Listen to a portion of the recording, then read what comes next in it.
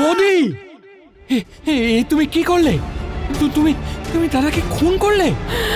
আমি না, আমি কিচ্ছু করিনি। 50 লাখ টাকার হিরে, কিন্তু হিরেটা গেল কোথায়? আমি বেঁচে থাকতে এই ব্যবসার এক চুলও এদিক ওদিক হবে না। আমার বাবাকে লোকটা খুন করেছিল, ওকে আমি ছেড়ে দেবো না।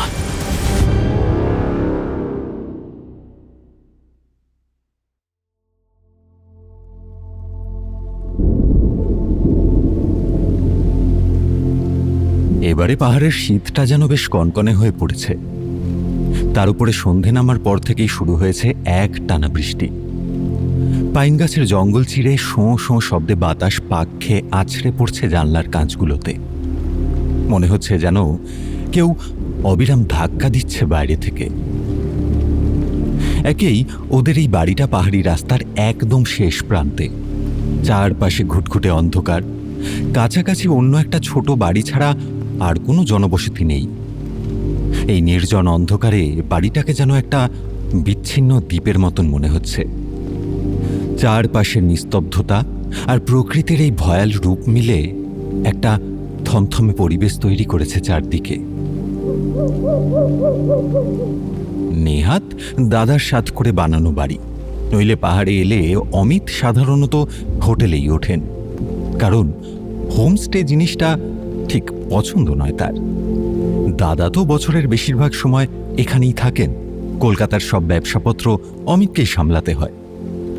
অমিত আর সুমিত দুই ভাই, কলকাতার নাম করা ডায়মন্ড মার্চেন্ট ওরা।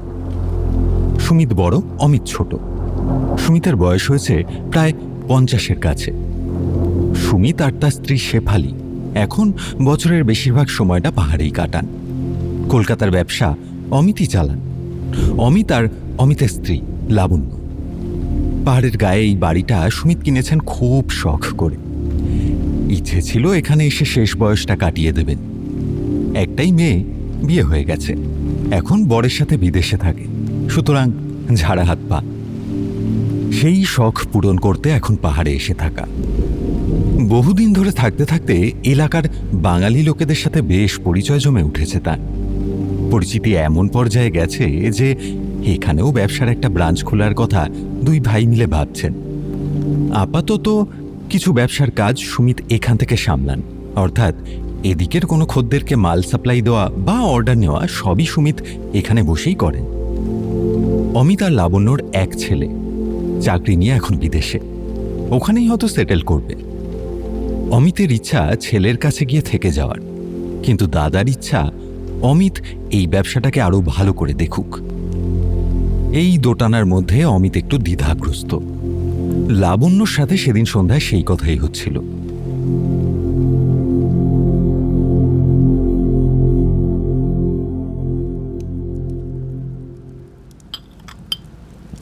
আরে দাদার তো বয়স হয়েছে, এখন আর এত ব্যবসা নিয়ে মাতামাতি করার কি আছে? আমাদের তো যথেষ্ট রয়েছে। এখন কিছু কর্মচারীকে দিয়ে ব্যবসাটা চালাই আর আমরা নিজেদের মতো ঘুরে বেড়াই। দাদা তো পাহাড়ে এসে বসে আছে, সব ঝক্কি তো তোমাকেই সামলাতে হয়। মানে ব্যাপারটা সেটা নয়, ব্যবসাটা তো দাদাই দাঁড় করিয়েছে। এখন এখন দাদার একটু বিশ্রাম নেওয়ার সময় হয়েছে। কিন্তু তোমার দাদার অবর্তমানে সবকিছু তো দেখবে তোমার বৌদি। তোমার ভাগ্যে তো কিছুই জুটবে না। যেটুকু উপার্জিত টাকা সেটা নিয়ে আমার মনে হয় এবার আমাদের আলাদা হওয়ার কথা ভাবতে হবে, নইলে যে ছেলের কাছে একটু বিদেশে গিয়ে থাকবো সেটার উপায় হচ্ছে না। আর দাদার অবর্তমানে কি হবে না হবে সেটা তো পরের কথা, কিন্তু আপাতত দাদা যতদিন বর্তমান আছে। হঠাৎ রাত্রির নিস্তব্ধতাকে ভঙ্গ করে একটা বিকট শব্দ। চমকে উঠলেন দুজনে। কি হলো? আওয়াজটা কোথা থেকে এলো? দাদার ঘরের দিক থেকে এলো না? হ্যাঁ হ্যাঁ হ্যাঁ, তাই তো মনে হলো। চলো তো গিয়ে দেখি। সুমিতের ঘর অমিতের ঘর থেকে একটু দূরে, বাড়ির একটা অন্য প্রান্তে। অমিত আর লাবণ্য দৌড়ে দাদার ঘরে পৌঁছে যা দেখলেন তাতে সেখানেই স্থির হয়ে গেলেন দুজনে। দাদা নিজের ঘরে মেঝের উপর মুখ থুবড়ে পড়ে আছেন। মাথার পেছন থেকে রক্ত বেরিয়ে সামনে পড়ে থাকা কার্পেটটাকে ভিজিয়ে দিয়েছে। আর বৌদি হাতে রিভলভার নিয়ে দাদার দিকে তাকিয়ে আছেন। বৌদি, তুমি কি করলে? তুমি তুমি দাদাকে খুন করলে? না না আমি না, মানে মানে আমি তো এসে দেখলাম। চুপ করো তুমি। লাবণ্য, পুলিশকে ফোন করো তো। হ্যাঁ হ্যাঁ, যাচ্ছি।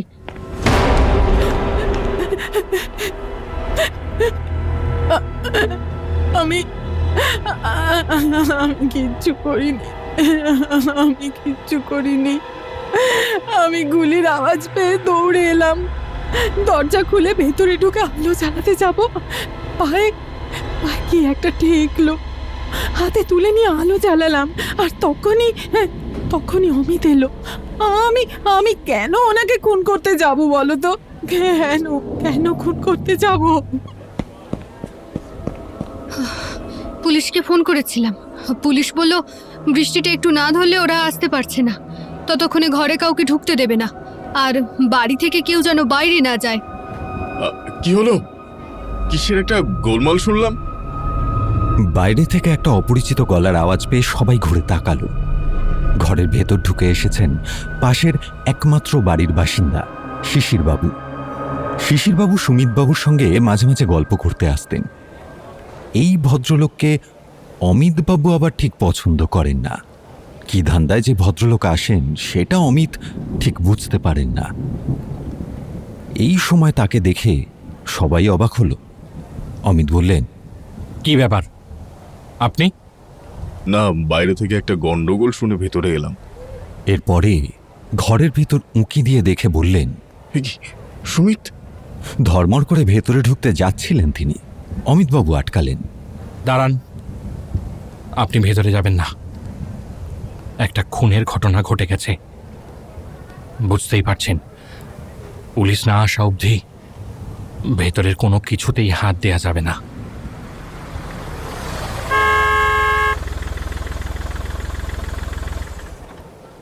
বাবা, এর মধ্যে পুলিশ এসে গেল?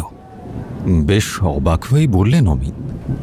তারপর বাড়ির ড্রাইভার সুকুমারকে বললেন, দেখো তো পুলিশ এলো কিনা, তাহলে ঘরে নিয়ে এসো। সুকুমার দৌড়ে চলে গেল। কেয়ারটেকার কাম কুক সঞ্জীব তখনও বিস্ফারিত চোখে ডেড বডির দিকে তাকিয়ে। খানিকক্ষণের মধ্যেই সুকুমার একজন ভদ্রলোককে সঙ্গে নিয়ে ফিরে এলো। আরে ডাক্তারবাবু, আপনি হঠাৎ? কি ঘটেছে? বৌদি দাদাকে গুলি করে মেরেছে। মাই গড, কি বলছো? কি সত্যি গুলি করেছে? হ্যাঁ, কিন্তু আপনি হঠাৎ? আপনি তো একটু আগেই। আমি তো তোমাদের বাড়ি থেকে বেরিয়েই যাচ্ছিলাম। হঠাৎ মাঝ রাস্তায় সুমিত ফোন করলো। ও খুব ভীত গলায় বলল ও এসেছে, ও আমাকে মারতে চায়, ওর হাতে বন্দুক। তারপরেই একটা গুলির শব্দ হলো, আর তারপর সব চুপচাপ হয়ে গেল। তাই আমি গাড়ি ঘুরিয়ে দেখতে এলাম। এখন তো দেখছি এই ঘটনা। কি এমন ঘটেছিল শেফালি? আমি এই কাজ করিনি, আপনি বিশ্বাস করুন, আমি করিনি। এখন এসব বলে কোনো লাভ নেই বৌদি। ডাক্তারবাবু, আপনি একটু দেখুন না, দাদা কি একদমই। হ্যাঁ হ্যাঁ হ্যাঁ, নিশ্চয়ই দেখছি। ডাক্তারবাবু বহুদিন ধরে এই অঞ্চলের বাসিন্দা। আগে কলকাতায় প্র্যাকটিস করতেন, পরে এখানে এসে সেটেল করেন। সুমিতবাবু ওনার অনেক দিনের বন্ধু। শুধু সুমিতবাবু না, ডাক্তারবাবুকে ওদের ফ্যামিলি ফ্রেন্ডও বলা যায়। ডাক্তারবাবু ঘরে ঢুকে সুমিতকে দেখে বললেন, কোনো আশা নেই, গুলি মাথার পেছনে ঢুকেছে, সঙ্গে সঙ্গেই মারা গেছে। বৌদি, শেষে তুমি এরকম করলে? অমিত মাথায় হাত দিয়ে বসে পড়লেন। বৃষ্টির তেজ ক্রমশ বাড়তে শুরু করলো। মনে হচ্ছে সারা আকাশ যেন ভেঙে পড়বে আজ রাতেই। ক্ষণে ক্ষণে কানে তালা লাগিয়ে দেওয়া বজ্রপাত আর সেই সঙ্গে বিদ্যুতের ঝলকানিতে ঘরের ভেতরের দৃশ্যটা আরো ভয়ঙ্কর দেখাচ্ছে। সুমিতের নিথর দেহটা উপুড় হয়ে পড়ে আছে কার্পেটের ঠিক মাঝখানে। মাথার পেছনের ক্ষত থেকে এখনো চুইয়ে চুইয়ে রক্ত গড়িয়ে নামছে, আর সেই গাঢ় লাল রক্তে ক্রমশ ভিজে যাচ্ছে দামি কার্পেটের একটা বড় অংশ।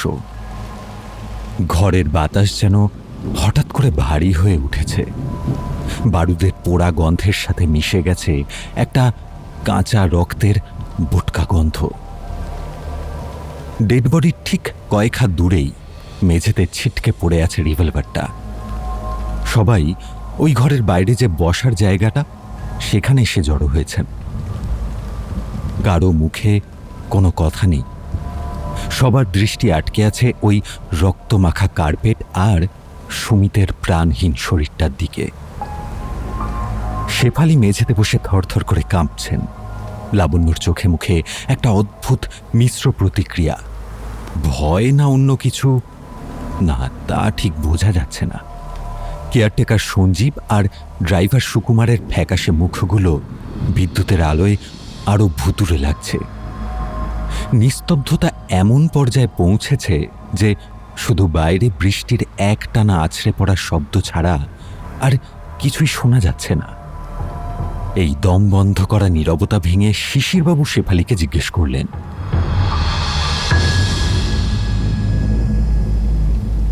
এরকম করলে কেন? আপনি বিশ্বাস করুন, বিশ্বাস করুন, আমি করিনি, আমি খুন করিনি, আমি খুন করিনি। তুমি করনি মানে? আমি তো নিজের চোখে দেখলাম তোমায় বন্দুক তাক করে দাঁড়িয়ে থাকতে। এটা আত্মহত্যা, এটা আত্মহত্যা অমিত, এটা এটা আত্মহত্যা। আত্মহত্যা? তুমি এত নিশ্চিত হচ্ছ কিভাবে? ঘরের ভেতর গুলি চলল ডাক্তারবাবু, উনি পড়ে রইলেন, হাতের পিস্তল ছিটকে পড়েছে। তাহলে তাহলে আত্মহত্যা ছাড়া আর কি? ওই পিস্তলটা সুমিতের? হ্যাঁ হ্যাঁ হ্যাঁ, ওটা ওনারই। কিন্তু আত্মহত্যার কারণ কি? তার আগে আমি আপনাকে একটা প্রশ্ন করতে পারি শিশিরবাবু? কালকে আপনার সাথে দাদার অত চিৎকার চেঁচামেচি হচ্ছিল কেন? ইনফ্যাক্ট আপনি চলে যাওয়ার পরে দাদা প্রচণ্ড উত্তেজিত হয়ে পড়েছিলেন। সেটার জন্য ডাক্তারবাবুকেও ডাকা হয়েছিল। হ্যাঁ, আমি এসে দেখলাম প্রেশার অনেক হাই। কি ঘটনা ঘটেছিল শিশিরবাবু? সেটা আমাদের ব্যক্তিগত ব্যাপার, সেটা আমি তোমাদের বলতে রাজি নই। যদি এরকম প্রমাণিত হয় যে আপনাদের সেই ব্যক্তিগত ব্যাপারের জেরেই দাদা আত্মহত্যা করেছেন, তাহলে কিন্তু আপনাকে আমরা ছেড়ে দেব না।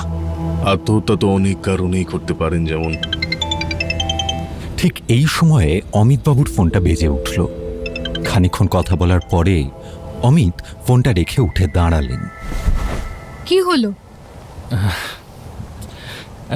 যে ভদ্রলোক ফোন করেছিলেন উনি একজন কাস্টমার। দাদাকে ফোন করে পাচ্ছেন না, তাই আমাকে ফোন করেছিলেন। ওনার কাল আসার কথা। প্রায় 50 লাখ টাকার হিরে নেবেন। 50% অ্যাডভান্স করে গেছেন। দাদার কাছে নাকি হিরেগুলো ছিল, কিন্তু বৃষ্টির জন্য উনি কালকে আসতে পারবেন না। সেটাই জানাতে ফোন করলেন। 50 লাখ টাকার হিরে? হ্যাঁ লাবণ্য, তাই তো বললেন। সেই হিরে আছে কোথায়? সেটা দেখার জন্য একবার দাদার ঘরে যাওয়া দরকার। দাদার আলমারি তো ওখানেই।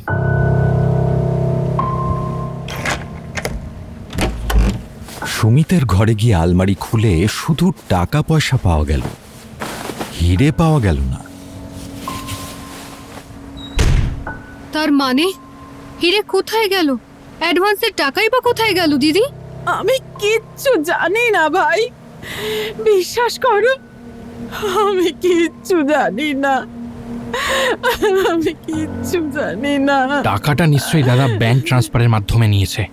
অত বড় অ্যামাউন্ট। কিন্তু এটা তো বিজনেসের টাকা, দাদার অ্যাকাউন্টে ট্রান্সফার হবে কেন? সেসব কথা পরে ভাবা যাবে, কিন্তু এখন আমাদের খুঁজে বার করতে হবে হিরেগুলো কোথায়। হিরেগুলো নিশ্চয়ই এ বাড়িতে কোথাও একটা লুকোনো আছে। লুকোনো আছে? আর সেটা আপনি বুঝলেন কি করে শিশিরবাবু? না মানে সাধারণভাবে যখন পাওয়া গেল না, নিশ্চয়ই কোথাও লুকানো আছে। সেটা আমরা বুঝে নেব। আপনার এখন আর এখানে থাকার কোনো প্রয়োজন নেই। প্রয়োজন আছে কি নেই সেটা তো আমি বুঝবো ভাই। সুমিত আমার বন্ধু ছিল, তাকে যে কে খুন করলো এটা আমার জানার প্রয়োজন আছে বই কি। খুন? আপনি খুন বলছেন কি করে? যদিও আমারও তাই ধারণা, কিন্তু বৌদির বক্তব্য অনুযায়ী আত্মহত্যাও তো হতে পারে। হ্যাঁ, আমি আমার মোটা বুদ্ধিতে যেটুকু বুঝি, মাথার পিছনে গুলি করে আত্মহত্যা করা কঠিন, আর তার থেকেও বেশি অস্বাভাবিক, তাই নয় কি? প্রাথমিকভাবে তো দেখে খুন বলেই মনে হচ্ছে। সকলের চোখ ঘুরে গেল শেফালি বৌদির দিকে। লাবণ্য বললেন, বৌদি, তুমি বরাবর দাদাকে সন্দেহ করতে। এমনকি এই নিয়ে তোমাদের মধ্যে গন্ডগোলও হয়েছে। তোমরা আলাদা ঘরে থাকতে, কিন্তু এমন কি ঘটেছিল যাতে তুমি এই কাজটা করলে? আমি এসব কিছুই করিনি। আর আমাদের মধ্যে গন্ডগোল হতো তোমায় কে বলেছে? বরং সম্পত্তির লোভে তোমরাই বারবার অশান্তি করেছো, আলাদা হতে চেয়েছো, ব্যবসা ভাগ করতে চেয়েছো।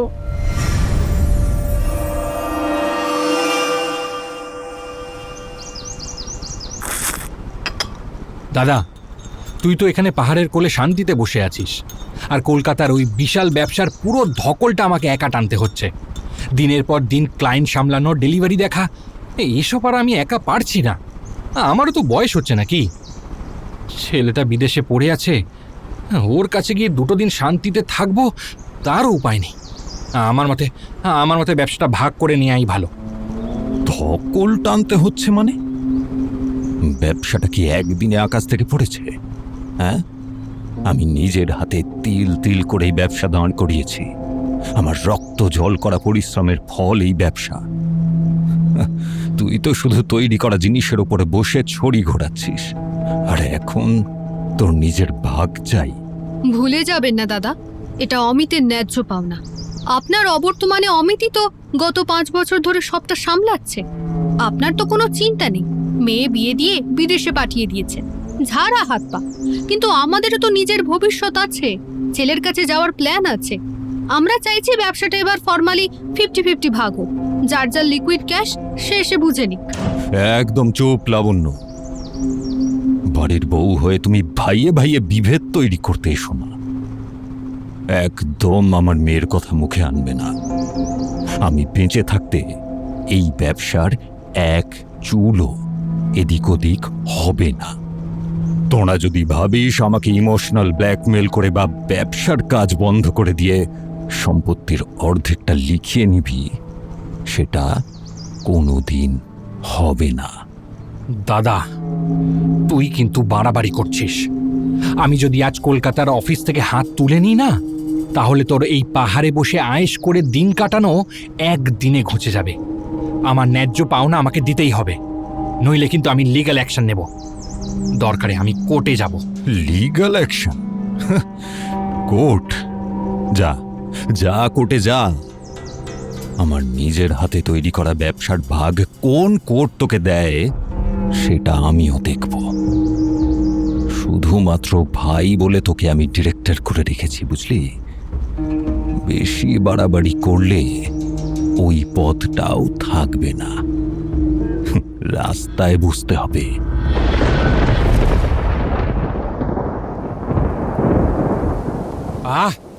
পারিবারিক কেচ্ছা বাইরে না আনলেই নয় কি? বাড়িতে বাড়িতে এত বড় একটা ঘটনা ঘটে গেল, যদি যদি কিছু কেচ্ছা বাইরে আনতে হয় তো আনতে হবে। তাই নাকি? আচ্ছা ডাক্তারবাবু, আপনি তো নিশ্চয়ই জানেন বৌদি একবার ঘুমের ওষুধ খেয়ে আত্মহত্যার চেষ্টা করেছিল। সেটা করেছিল দাদার সাথে কার সম্পর্কের জেরে, সেটাও আশা করি আপনি জানেন। ডাক্তারবাবু একবার শিশিরবাবুর দিকে তাকালেন। শিশিরবাবু মাথা নিচু করে রয়েছেন। ডাক্তারবাবু বললেন, এসব কথা এখন আলোচনা করে কি হবে? না না, আমার তো মনে হয় এই ঘটনাই বৌদিকে উত্তেজিত করে তুলেছিল, সেই জন্যই বৌদি গুলি চালায়। শেফালি মুখ নিচু করে মাথা নাড়েন। অস্ফুট স্বরে বলেন, আমি গুলি করিনি। শিশিরবাবু একটা সোফায় বসে পড়লেন। আমি মৃন্ময়ীকে অনেকবার বলেছিলাম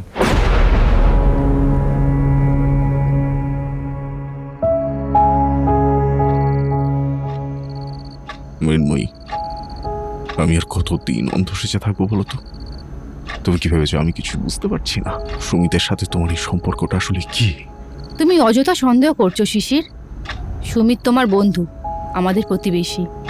ওর সাথে আমার খুব ভালো একটা বন্ধুত্বের সম্পর্ক, এর বেশি কিছু নয়। বন্ধুত্ব? তুমি এটাকে বন্ধুত্ব বলছো? দিনের পর দিন শেফালি বৌদি যখন অসুস্থ হয়ে ঘরের ভেতরে ঘুমে আচ্ছন্ন থাকে, তখন তুমি ওই বাড়িতে গিয়ে ঘন্টার পর ঘন্টা কাটাও। বেশ বেশ ভালোই সুযোগ কাজে লাগাচ্ছ বলো। তুমি কি ভাবছো কারোর চোখে কিচ্ছু পড়ছে না? আমার নিজের বন্ধুর সাথে তুমি হ্যাঁ হ্যাঁ হ্যাঁ, যাই আমি, কারণ এই বাড়িতে আমার দম বন্ধ হয়ে আসে। তুমি তো সারাদিন নিজের বই আর কাজ নিয়ে পড়ে থাকো, আমার দিকে তাকানোর সময় কোথায় তোমার? সুমিত অন্তত আমাকে বোঝে, আমাকে সময় দেয়। ওর সাথে কথা বললে আমার মনে হয় আমি বেঁচে আছি। আর সেই জন্যই তুমি আমার পিঠে ছুরি মারলে। সুমিতের মোহময় কথায় তুমি ভুলে গেলে যে ও একজন বিবাহিত লোক, আর তুমি আমার স্ত্রী। হ্যাঁ, আমি তোমাকে অনেকবার বলেছিলাম মৃন্ময়ী, এটা একটা মরীচিকা। সুমিত শুধু নিজের জেদ আর লালসা চরিতার্থ করছে, ও কোনোদিন তোমার হবে না। তুমি সুমিতকে নিয়ে একটাও কথা বলবে না শিশির। তুমি আমাকে কোনোদিন ভালোবাসতে পারোনি, সম্মানও দিতে পারোনি। আমার আবেগ, আমার একাকিত্ব সব কিছুকে তুমি অবহেলা করেছো। আর আজ যখন অন্য কেউ আমাকে সেই শূন্যতা থেকে বের করে আনতে চাইছে, তখন তোমার খুব গায়ে লাগছে, তাই না? খুব গায়ে লাগছে। এই মরা সম্পর্ক টেনে নিয়ে যাওয়ার কোনো মানে আর হয় না। তুমি ভুল করছো মৃন্ময়ী, তুমি একটা সর্বনাশের দিকে পা বাড়াচ্ছ। এর পরিণতি খুব ভয়ঙ্কর হবে। তুমি হয়তো বুঝতে পারছো না, কিন্তু সুমিত তোমার জীবনটা নিয়ে খেলছে। আমার জীবন নিয়ে আমি কি করব সেটা আমিই বুঝবো, তোমাকে আর মাথা ঘামাতে হবে না।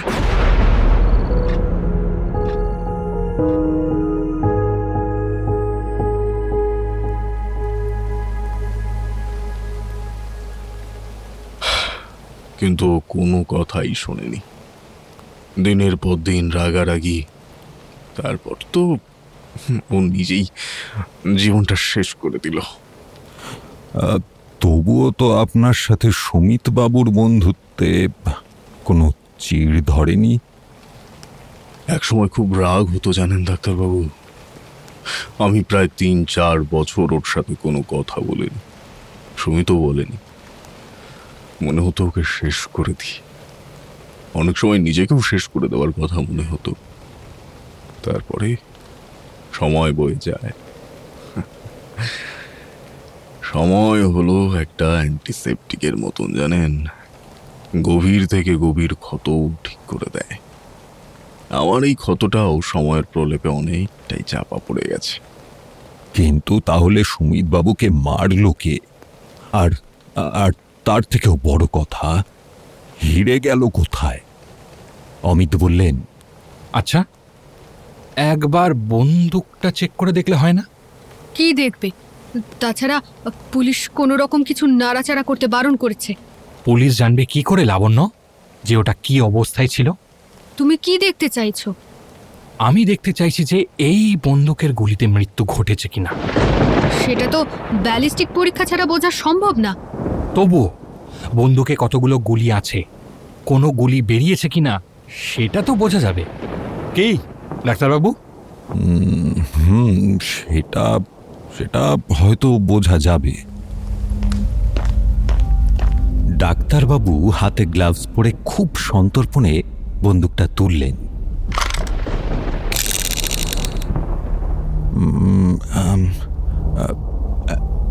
হ্যাঁ হ্যাঁ, এখান থেকে একটা গুলি ফায়ার করা হয়েছে।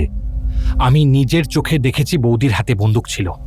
এখন অস্বীকার করছে, বলছে গুলি করেনি। সেটা পরের কথা, কিন্তু শিশিরবাবু আপনার সাথে যে চিৎকার চেঁচামেচি হচ্ছিল সেটা কি নিয়ে, যার ফলে ওনার প্রেশার বেড়ে যায়? উনি একটা তথ্য জানতে পারেন যেটা এতদিন জানতেন না, সেটাই আমাকে বলেন। এবং আমি সেটার জন্যই ওর সাথে কথা বলছিলাম। সেখান থেকেই তর্কাতর্কি হয়। সেটা কি এমন তথ্য? সেটা নিয়ে পরে কথা বলছি, কিন্তু আমার মনে হয় এখন আমাদের বাড়িতে ভালো করে খুঁজে দেখা দরকার যে অন্য কোথাও হিরে লুকানো আছে কিনা। কারণ হিরে যদি খুঁজে না পাওয়া যায় তাহলে এটা উত্তেজনাবশত খুনের গোত্রে পড়বে। এর একটা পরিষ্কার মোটিভও পাওয়া যাচ্ছে। দাদার কাছে যে হিরে ছিল সে খবর জানতো কে? আমি তো জানতাম না। কেউ হয়তো জেনেছিল। তাহলে আপনি বলছেন হিরে এই বাড়িতেই আছে? যদি না থাকে তাহলে কিন্তু আরো গন্ডগোলের সূত্রপাত হবে। কারণ যে ভদ্রলোক টাকা দিয়ে গেছেন তিনি যদি হিরে না পান তাহলে বুঝতেই পারছেন ব্যাপারটা কোন দিকে যেতে পারে। সকলেই ব্যাপারটার গুরুত্ব বুঝতে পারল। শুরু হলো এক মরিয়া তল্লাশি, কিন্তু সাবধানে, জিনিসপত্র তছনছ না করে। কারণ সেই পুলিশের সাবধানবাণী।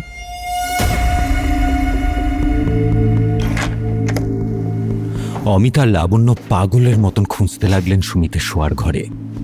লাবণ্যর চোখে মুখে তখন শোকের লেশমাত্র নেই, আছে শুধু জলজলে লোভ আর হিংস্রতা। তিনি বিছানার ম্যাট্রেস উল্টে বালিশের কভার সরিয়ে খুঁজতে লাগলেন। অমিত আলমারির প্রতিটা তাক জামা কাপড়ের ভাঁজ তন্ন তন্ন করে হাতড়াচ্ছেন। ওর কপাল বেয়ে ঘাম ঝরছে, নিঃশ্বাসের শব্দ তখন রীতিমতন ভারী। অন্যদিকে ডাক্তারবাবু খুঁজতে লাগলেন সংলগ্ন স্টাডি রুম আর বসার ঘরে, কিন্তু ওনার খোঁজার ভঙ্গিতে কেমন যেন একটা অদ্ভুত আড়ষ্টতা। বইয়ের তাকগুলো হাতড়াচ্ছেন বটে, কিন্তু বারবার ঘাড় ঘুরিয়ে দরজার দিকে তাকাচ্ছেন। কপালে জমে ওঠা বিন্দু বিন্দু ঘাম বারবার রুমাল দিয়ে মুছছেন তিনি। চোখের দৃষ্টিতে একটা চাপা আতঙ্ক আর নার্ভাসনেস।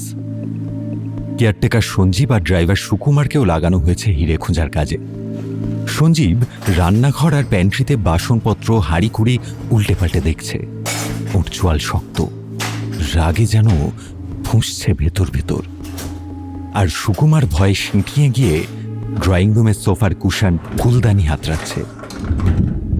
প্রতিটা বিদ্যুতের ঝলকানিতে সে চমকে উঠছে। পুরো বাড়িটা যেন কিছুক্ষণের জন্য একটা রণক্ষেত্রে পরিণত হলো।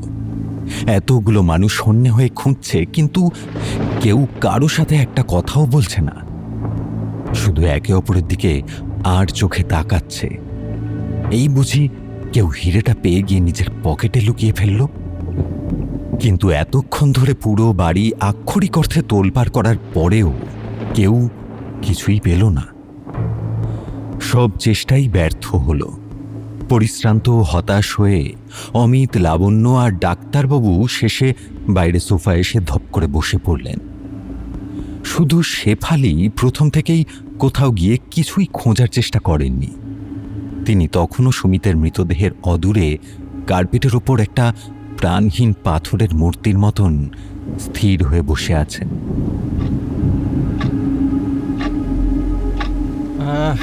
শিশির বাবু কোথায়? শিশির বাবুকে তো দেখছি না। তখনই খেয়াল হলো সবাই চলে এলেও শিশিরবাবু তো আসেননি। এদিক ওদিক তাকিয়ে শিশিরবাবুকে কোথাও দেখা যাচ্ছে না। অমিত বললেন, আমি প্রথম থেকেই বলছি না, এই লোকটা গন্ডগোলের আছে। একে আমি একেবারে পছন্দ করি না। তুমি পছন্দ করো না বললেই তো হবে না, উনি গেলেন কোথায় সেটা তো দেখতে হবে। শেফালি এতক্ষণে মুখ খুললেন। উনি তো তোমার দাদার শরীরের চারিদিকে খুব খুঁটিয়ে খুঁটিয়ে কি সব দেখছিলেন। দাদার পাশে? তাহলে এখন গেলেন কোথায় ভদ্রলোক? এমন সময় শিশিরবাবু কোথা থেকে আবার এসে ঘরে ঢুকলেন। ওনার হাতে একটা জুতো ঝোলানো। এ কি, আপনি এত খুঁজে একটা জুতো নিয়ে ঘরে ঢুকছেন? কারণ আছে। আমি এখন নিশ্চিত যে সুমিত খুন হয়েছে।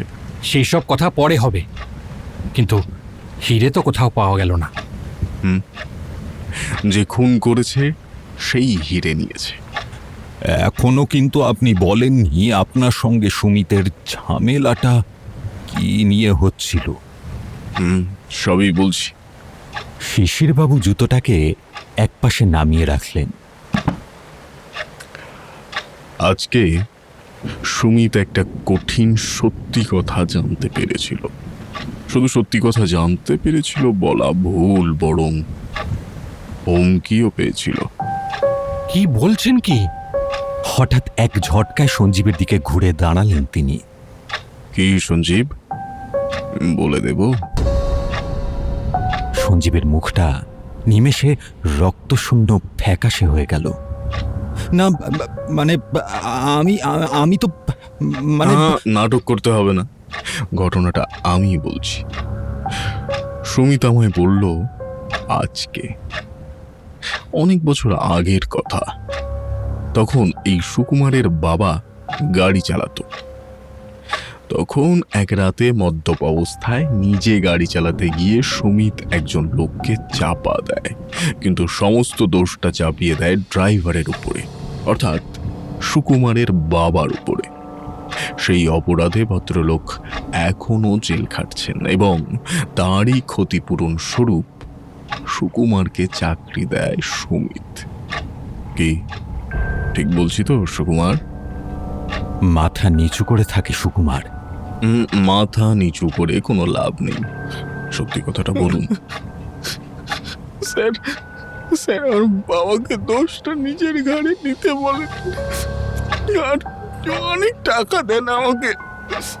ছোটবেলায় মাকে হারিয়েছি, উনি একটা নিশ্চিত চাকরির সুযোগ দেন, সেই জন্য আমি অফারটা নিয়ে নিই।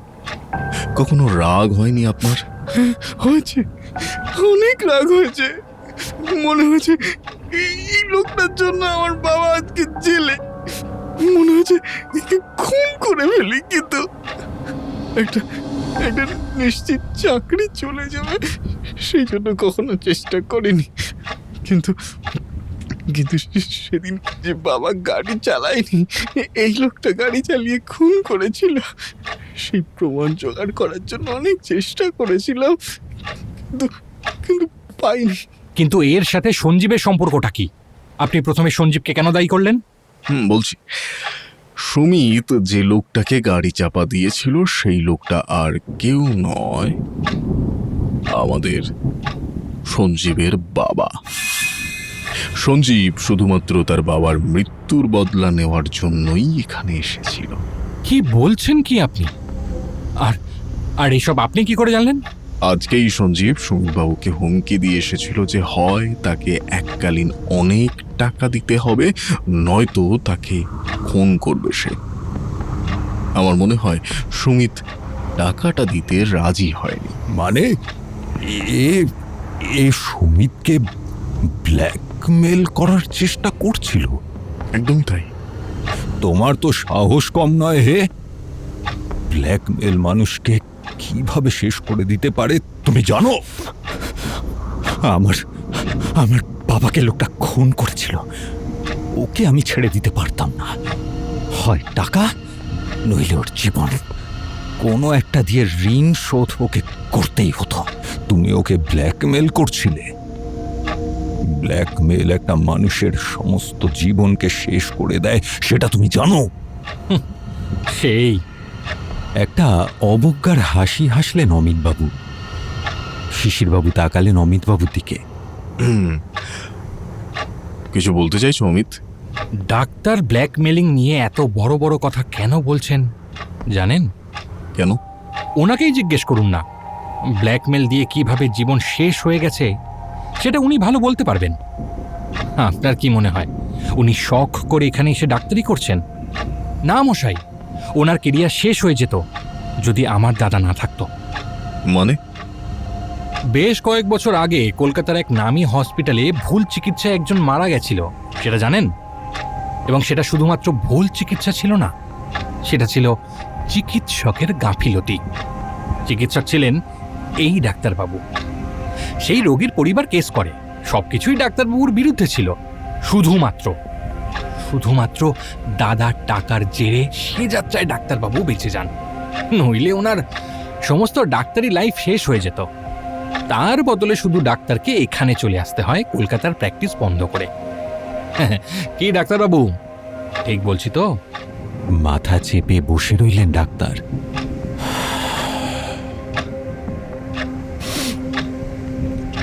সেই সেই ভুলের সুযোগ সুমিত নিত। বারংবার ব্ল্যাকমেল করতো আমাকে, আমার থেকে টাকা নিয়ে নিয়ে আমাকে আমাকে নিঃস্ব করে তুলেছিল। আমার কোনো উপায় ছিল না ওর কাছে না এসে। ও আমাকে বারবার ভয় দেখাতো, কথা মতো না চললে ও যে কোনো দিন কেস ওপেন করে দিতে পারে, এবং এবং ওই কেস ওপেন হলে আমার আমার কেরিয়ার শেষ। এমনকি ওর কথা মতো আমি শেফালি দেবীকে ঘুমের ওষুধ আর অ্যান্টিডিপ্রেসেন্ট ওষুধ দিতাম, যার ফলে ও অনেক সুযোগ পেয়ে যেত শিশির বাবুর স্ত্রী মানে মৃন্ময়ীর সাথে দেখা করার। শিশির বাবু সেটা ধরে ফেলেন। সেখান থেকেই মৃন্ময়ীর আত্মহত্যার ঘটনা হয়। শিশির বাবু মাথা নাড়লেন। আপনার কালো অতীতটা আমি জানতাম না, এখন ঘটনাটা আরো পরিষ্কার হলো। কি কি কি ঘটনা? হ্যাঁ, এই আমি এই বাড়িতে খুঁজতে খুঁজতে কয়েকটা জিনিস লক্ষ্য করলাম, যার থেকে প্রমাণ হয়ে গেল সুমিতের মৃত্যুটা খুন। প্রথমত, এই জুতো কার? কেউ কোনো উত্তর দিলেন না। বেশ, উত্তর দিতে হবে না, আমি জানি এই জুতো কার, আর যার জুতো সে তো জানি সঞ্জীব। সুমিত টাকা দিতে চাইনি বলে খুনটা তো তুমি করেছো। চেষ্টা তো করেছিলাম, একটা ছুরিও জোগাড় করেছিলাম। আজই ভেবেছিলাম শেষ করে দেবো ওকে। সেই রকম প্ল্যান করে অন্ধকারে ঘরে ঢুকেছিলাম, কিন্তু ঘরে ঢুকে দেখি লোকটা মুখ থুবড়ে পড়ে আছে। ফোনের আলোয় দেখলাম কাকে মারতে এসেছি আমি। এই লোকটা তো অলরেডি ডেড। Already dead? সঞ্জীবের কথায় ঘরের মধ্যে একটা থমথমে আবহাওয়ার সৃষ্টি হলো। তার মানে সঞ্জীব যে ঘটনার কথা বলছে সেটা কিন্তু গুলির শব্দ হওয়ার আগের ঘটনা। সঞ্জীব খুন করতে ঘরে ঢোকে, অন্ধকারে কার্পেটের উপর পড়ে থাকা রক্তের উপর জুতোর একটি অংশের ছাপ ওঠে। আমি সেটা দেখতে পাই। সেই জুতোটা সঞ্জীব ওখান থেকে খুলে হাতে নিয়ে নিজের ঘরে চলে যায় এবং ধুয়ে জুতোটাকে রেখে দেয়। তারপর আমি খুঁজতে খুঁজতে জুতোটাকে পাই। ধুয়ে যখন ফেলেছে, তাহলে এই জুতো দিয়ে আপনি কি প্রমাণ করবেন? এ হলো রক্তের দাগ মা, এত সহজে তো মুছে যাওয়ার নয়। এই দেখুন। কথাটা বলেই শিশিরবাবু জুতোটা এগিয়ে ধরলেন সামনের দিকে। তার আঙুলের নির্দেশনায় সকলেই দেখলেন জুতোর হিলের এক কোণায় ছোট্ট একটা অংশ জুড়ে ফুটে রয়েছে শুকিয়ে যাওয়া রক্তের চিহ্ন। সবই তো বুঝলাম, কিন্তু খুনটা করলো কে? আসছি মা, আসছি। তার আগে একবার এই ঘরের কার্পেটটা ভালো করে দেখার দরকার আছে আমাদের। সকলেই কার্পেটটার দিকে নজর দিলেন। যেখানে সুমিতবাবুর শরীরটা মুখ থুবড়ে পড়ে আছে, সেই জায়গার খানিকটা অংশ রক্তে ভিজে উঠেছে। এটা তো বোঝা যাচ্ছে যে সুমিতের রক্ততে এই জায়গাটা ভিজেছে, কিন্তু ওই জায়গায় রক্তটা এলো কি করে? শিশিরবাবুর নির্দেশ করা জায়গার দিকে সবাই তাকিয়ে দেখলেন সামনেও একটা জায়গায় গোল হয়ে রক্তের দাগ। কেউ চট করে কোনো উত্তর দিতে পারলেন না। একমাত্র লাবণ্য বললেন, এ তো মনে হচ্ছে কার্পেটটা ভাঁজ করা ছিল, তার উপরে খুন হয়েছে এবং তার ফলে দুটো জায়গা ভিজে গেছে। তারপরে কার্পেটটাকে কেউ সোজা করেছে। একদম ঠিক বলেছ মা, কার্পেটটা ভাঁজ ছিল আর তার উপরে খুন হয়েছে। যার ফলে রক্তের দাগ দুদিকেই লেগেছে। তারপরে কার্পেটটাকে কেউ সোজা করছে। এখন প্রশ্ন হচ্ছে, কার্পেটটা ভাঁজ হয়েছিল কেন? সেটার উত্তর আমরা তখনই পাবো যখন কার্পেটটাকে আমরা আবার ভাঁজ করব।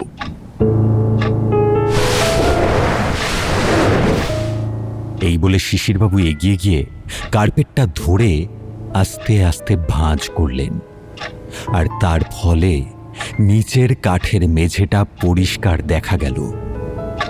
সেই মেঝেতে একটা চৌকো মতন ফাঁকা জায়গা। এটা কি? এটা একটা সিক্রেট চেম্বার। আমার অনুমান হিরেগুলো এখানেই রাখা ছিল। এখানে ছিল হিরেগুলো? আমারও তাই বিশ্বাস, হিরেগুলো এখানেই ছিল। তাই না ডাক্তারবাবু? আমি মানে আমি আমি কি করে জানবো? আপনি কি সব বলছেন? জানবেন জানবেন জানবেন, আপনি তো জানবেন। এগুলো যে কিনতে আসছিল সে তো আপনারই চেনা লোক, তাই না? তাকে তো আপনি সুমিতের নাম ঠিকানা দিয়েছিলেন। যখন সবাই হিরে খুঁজছিল তখন আমি সুমিতের ফোন নিয়েছিলাম এবং ওখানে একটা লোকের মিসড কল পাই। তারপর ওই লোকটাকে আমি ডায়াল করি এবং সমস্ত ডিটেলসই পাই।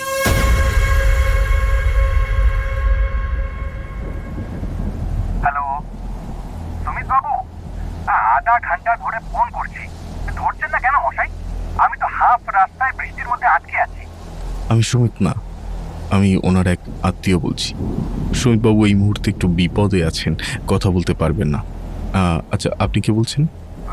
বিপদ মানে? কিসের বিপদ? আমি অবিনাশ বলছি, কলকাতা থেকে আসছি। ওই 50 লাখ টাকার ডায়মন্ডের ডিলটা তো আজ রাতেই হওয়ার কথা ছিল। আপনাদের ওই ডাক্তারবাবু প্রদীপ ঘোষ, উনি তো সব ব্যবস্থা করে দিলেন। আমি তো ওনাকে 50% অ্যাডভান্সও করে দিয়েছি। এক সেকেন্ড, অবিনাশ বাবু মানে আপনি বলছেন ডাক্তার প্রদীপ ঘোষ এই ডিলটার ব্যবস্থা করেছেন, আর আপনি অ্যাডভান্সের টাকাটাও ওনাকেই দিয়েছেন? হ্যাঁ তো, প্রদীপ বাবুই তো আমাকে বললেন যে সুমিত বাবুর কাছে কিছু এক্সক্লুসিভ কালেকশন আছে। উনি নিজে গ্যারেন্টি নিলেন। অ্যাডভান্সের 25 লক্ষ টাকা তো আমি প্রদীপ বাবুর হাতেই পাঠিয়েছিলাম। উনি তো আমাকে পাহাড়ি বাড়ির অ্যাড্রেস দিলেন। তা সুমিত বাবুর কি হয়েছে? আমার টাকাটা সেফ আছে তো? অ্যাডভান্স ডাক্তারবাবুর হাতে। আচ্ছা, আপনি কি ডাক্তারবাবুকে আজকে ফোন করেছিলেন? হ্যাঁ, এই তো ঘন্টা খানেক আগেই কথা হলো। ডাক্তারবাবু বললেন যে উনি সুমিত বাবুর বাড়িতেই যাচ্ছেন, মালটা দেখে বিলটা ফাইনাল করতে।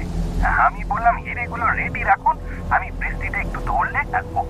আর সুমিত বাবুকে বলবেন আমাকে একবার কল করতে। ঠিক আছে অবিনাশ বাবু, আপনি নিশ্চিন্তে কাল সকালে আসুন, হিরে আপনি পেয়ে যাবেন। আর ডাক্তারবাবুর কথা বলছেন, হ্যাঁ, ওনার সাথেও কাল আপনার দেখা হয়ে যাবে।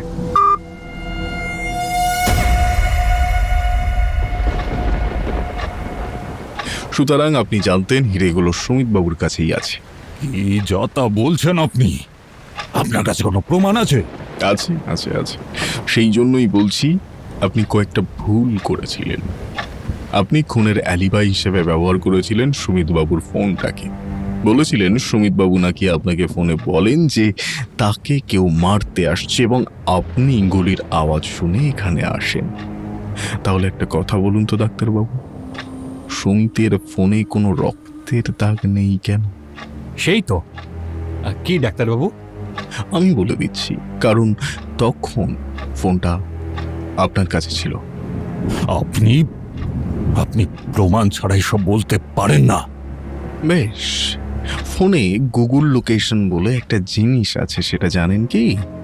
বোধহয় জানেন না, বা জানলেও খেয়াল করেননি। এটা ফোনের গতিবিধি ট্র্যাক করতে পারে এবং সেই গুগল লোকেশন দেখাচ্ছে যে এই ফোনটা বাড়ি থেকে বেরিয়ে বেশ খানিকটা দূর অবধি যায় এবং তারপর আবার ঘুরে বাড়িতে আসে। এর মানেটা কি? এর মানে খুব সোজা। ডাক্তারবাবু প্রথমে ফোনটা নিয়ে চলে যান এবং বেশ কিছুটা দূরে গিয়ে নিজের ফোনে একটা ফোন করেন। যাতে তার অ্যালিবাইটা পরিষ্কার হয়। তারপর আবার ঘুরে তিনি ফিরে আসেন এখানে। কিন্তু গুলির আওয়াজ? শেফালি জিজ্ঞেস করলেন। সেটাই তো ডাক্তারবাবুর মাস্টার স্ট্রোক ছিল। আমি ঘরের কোণে কিছু ছাই দেখতে পাই এবং সেটা ফলো করে এই জায়গাটা দেখতে পাই। বলেই ঘরের একটা পর্দা সরালেন শিশিরবাবু। সেখানে দেওয়ালে খানিকটা কালো দাগ। আমার মনে হয় ডাক্তারবাবু এখানে পটকা জাতীয় কিছু একটা বেঁধে রেখেছিলেন এবং তার সাথে একটা লম্বা দড়ি বেঁধে রেখেছিলেন। সুমিত ডাক্তারবাবুকে হিরেগুলো দেখানোর জন্য মাটিতে বসে কার্পেট গুটিয়ে চেম্বারটা খুলছিল। ঠিক সেই সময় ডাক্তারবাবুর রিভলভারে সাইলেন্সার লাগিয়ে পেছন থেকে সুমিতের মাথায় গুলি করেন। তারপরে সাইলেন্সারটা খুলে পিস্তলটা মাটিতে রাখেন, ফোনটা নেন, হিরেগুলো নেন, কার্পেটটা পেতে দেন এবং দড়িতে আগুন ধরিয়ে বেরিয়ে যান। তিনি জানতেন যে দড়ির আগুন পৌঁছতে কিছু মিনিট সময় নেবে এবং সেই হিসেব করে তিনি আবার ফিরে আসেন। ইতিমধ্যে বিস্ফোরণের আওয়াজ হয় এবং আগের প্ল্যান মতোই অমিতবাবু ইচ্ছে করে দেরি করে আসেন যাতে শেফালি দেবী আগে ঢুকতে পারেন এবং আসামি হতে পারেন। আমি কি যাতা বলছেন আপনি? আস্তে আস্তে আস্তে আস্তে চিৎকার অন্য জায়গায় গিয়ে করবেন, আমার সামনে করে কোনো লাভ নেই। প্ল্যান তো আপনারা ডাক্তারবাবু দুজনের। ডাক্তারবাবু ছিল ব্ল্যাকমেলের হাত থেকে মুক্তি আর সঙ্গে কাঁচা টাকা হিসেবে এতগুলো হিরে, আর আপনার দাদা মারা গেলে বৌদি অভিযুক্ত, সম্পত্তি আপনার হাতের মুঠোয়। এর কি প্রমাণ আছে আপনার কাছে? প্রমাণ? প্রমাণ তো অনেক কিছুই আছে, শুধু আমার কাছে নয়, প্রমাণ ডাক্তারবাবুর কাছেও আছে বলে আমার বিশ্বাস। ডাক্তারবাবুর ফোনে কল রেকর্ডিং অন করা আছে এবং তিনি সেটা করেছিলেন অ্যালিবাইকে পোক্ত করবার জন্যে। কিন্তু আমার হাতে সুমিতের ফোনটায় একটা সফটওয়্যার আছে। কেউ যদি ফোন কল রেকর্ডিং অন করে সেটা এখানে দেখাবে। ওর লাস্ট কলটাও রেকর্ড হয়েছে। ডাক্তারের ফোনটা যদি আমি হাতে পাই। কথাটা শেষ করার আগেই, ডাক্তারবাবু কিছু বুঝে ওঠার আগেই শেফালি ঝাঁপিয়ে পড়ে ডাক্তারবাবুর পকেট থেকে ফোনটা তুলে শিশিরবাবুর হাতে দিয়ে দিলেন। এই নিন, এই নিন। ধন্যবাদ বৌদি। ডাক্তারবাবু আক্রোশে ফুঁসছেন তখন। একটুখানি ফোনটা দেখেই শিশিরবাবু একটা রেকর্ডিং চালালেন। অমিতবাবুর গলার স্বর শোনা গেল। কাজ হয়ে গেছে, বৌদি ধরা পড়েছে, আপনি এবার চলে আসুন। বুঝলেন ডাক্তারবাবু, একেই বলে অতি চালাকের গলায় দড়ি। এসব দিয়ে কিচ্ছু প্রমাণ করতে পারবেন না আপনি, কিচ্ছু প্রমাণ করতে পারবেন না। প্রমাণ যা করার আমি করে দিয়েছি, এবার বাকি কাজটা পুলিশের, এবং সমস্ত ঘটনাই আমি অলরেডি তাদের জানিয়ে দিয়েছি। সেজন্যই আমার আসতে দেরি হচ্ছিল। ভোরের আলো ফুটতে আর দেরি নেই। ওই দেখি বাইরে গাড়ির আওয়াজ পাচ্ছেন, ওই বোধহয় পুলিশ এলো। তখন পাহাড়ের উপর সূর্য আলো ছড়াচ্ছে। পুলিশের গাড়ির সাইরেনে সেই আলোর স্নিগ্ধতা ভেঙে খান খান হয়ে গেল।